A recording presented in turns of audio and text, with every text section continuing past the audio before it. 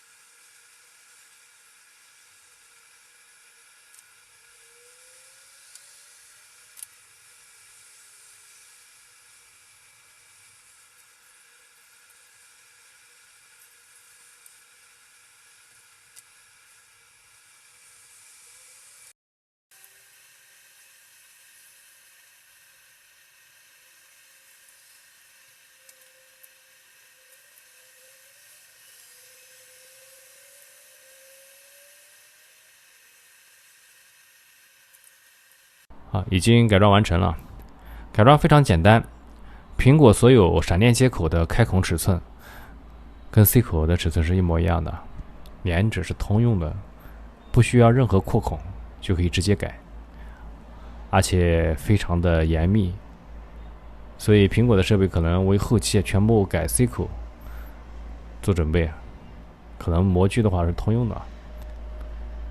好，我们插入 C 口线，可以看到是可以充电的，正反插都可以，包括华为的线、小米的 C 口线、Echo 的 C 口线、双 C 的 Echo C 口线，以及 PD 充电器、QC 充电器、Echo 所有充电器、C 口所有充电器都是可以使用的，都可以充电的，非常方便。